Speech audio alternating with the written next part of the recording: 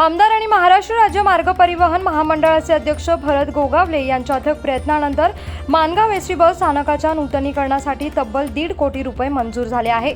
त्यामुळे लाखो ST bus प्रवाशांना गैरसोयीचा फेरा संपणार असून त्यांना सर्वतोपरी सर्व सुविधा मिळणार आहे। यामुळे माणगाव बस स्थानक चकाचक होणार आहे।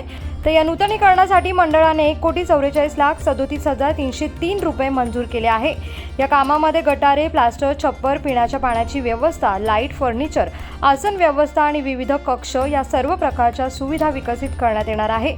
त्यामुळे हे स्थानक आधुनिक आणि सुसज्ज होऊन सुसाट धावणार आहे। हे बस स्थानक रायगड जिल्ह्यातील मध्यवर्ती ठिकाणी असल्याने दररोज लाखो प्रवासी येथे प्रवास करतात। तसंच हे बस आगार सतत एसटीला फायदा मिळवून देणारे देखील आहे। कोकणासह परिसरातील ताज्या घडामोडींसाठी सागर डिजिटलला सबस्क्राईब करा आणि नोटिफिकेशनसाठी बेल आयकॉनवर प्रेस करा।